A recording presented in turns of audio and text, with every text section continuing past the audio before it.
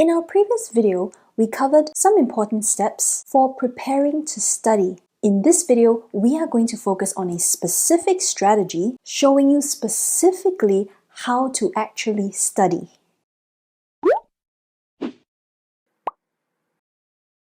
Hi everyone, I'm Teacher Cheryl and welcome to Chur's English Tuition. In this channel, we bring you mini lessons for secondary school English. If you want to stay on top of your English game, don't forget to hit that subscribe button and turn on your notifications so you never miss out on any of our lessons. Okay, a brief recap of what we talked about in the previous video, and there are three things. The first thing is you need to devise a study plan. The second, you need to organize your notes and your worksheets. And the third, to actually carry out your plan. So as mentioned, we're going to talk about how to actually study, and we're going to use a strategy called reach and repeat. Let's dive right into it. So the R in reach stands for read. What this means is to read your notes, your worksheets, your study guides, your textbooks, anything else that you have, to make sure that you understand the content and try to absorb as much as possible. E in reach stands for examples. You should try to look at example questions and answers to see how whatever you have learned has been applied to answering these specific questions. A stands for apply, and this means to apply any knowledge that you have learned. So here, you would take out your worksheets, your assessment books, or your exam practice papers, and try to apply all the knowledge that you have learned when answering those questions. CH stands for check. So once you have completed your practice, you basically need to check your work. So you have to check your answers, and if you have any mistakes, you should look at where you went wrong and think about how to actually improve on it. One good way to do this is to get some feedback, and this feedback can come from your teacher in school, your tutor, maybe your classmates or your friends, anyone who is able to analyze your answers and give you some constructive feedback. You can also get feedback on the past work, on your current work as well. You can get feedback on questions that you are unsure of, and make sure that whatever feedback that you get, write them down so you won't forget it. This feedback could come in the form of model answers, advice, suggestions, and so on. Make sure to keep in mind all this feedback when you're attempting similar questions in the future. In our online classes, we emphasize a lot on giving thorough feedback to our students.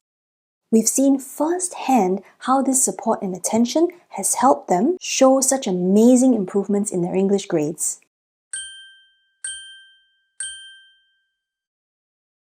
You can read more of what our students have said on our website.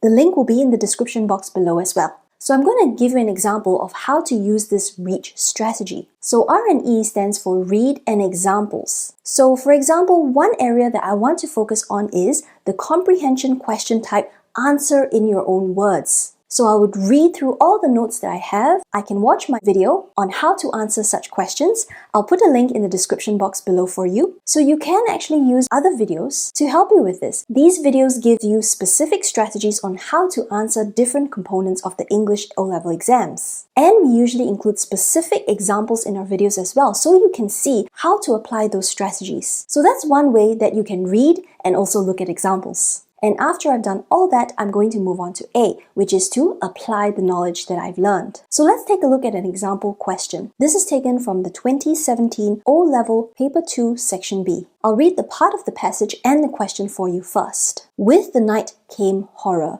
Not only were the famished wolves growing bolder, but Henry was tired. He dozed in spite of himself, crouching by the fire, the axe between his knees. He awoke once and saw in front of him a large she-wolf. The question is, the writer tells us, with the night came horror. Explain in your own words what was happening. Let me try to answer this question. My answer may be something like this. The hungry wolves were waiting for Henry to fall asleep so that they could eat him. If you find our lessons helpful, please give us a like and subscribe to our channel. Don't forget to share it with your friends as well. We also provide online tuition classes for secondary school students. So for this question type here, I see direct content. If it's direct content, it means that we can take the answer directly from the text. So the clues you have to be that the Dutch planted the coffee. So your answer should be something along the lines like the coffee berries were owned by the Dutch colonists. If you need any further help, please contact us through our website or on WhatsApp. All these details will be in the description box below. Now that I've answered this question, I'm going to go on to CH in reach, which is to check my answer. when I check the answer that my teacher has given me, I realize that my answer seems quite different. So one thing I could do is go to my teacher, of course, to get some feedback from her. And this could be the feedback that she gives me. The answer that I have given is more focused on the wolf's intent rather than address the question. The question asks what was happening, and I need to focus on the horror that was happening in the story. However, my answer doesn't actually address that. Okay, so that's one feedback, and then maybe I could get feedback from someone else. So I went to my classmate and we discussed this question, and she reminded me about something. Whenever we have answer in my own words question, what I need to do is to pick up the content and the keywords from the text itself, and then I rephrase it. If you want more details about this strategy, please watch the other video. The link is in the description box below. Okay, so now that I have all this feedback, I'm going to put it all together and try to correct my answer. So I'm going back to the passage to take a look. The passage says that the famished wolves were getting bolder and Henry was also getting more tired. So what I can do is to rephrase that. So my answer is going to look something like this. The starving wolves were getting braver and were ready to attack, while Henry was becoming too exhausted to defend himself. Now that I've completed one round of the reach, I'm going to repeat that process again. Because this is how our brain actually works. Doing it one time will not actually help us remember things clearly or accurately. Therefore, I need to have a bit of repetition there.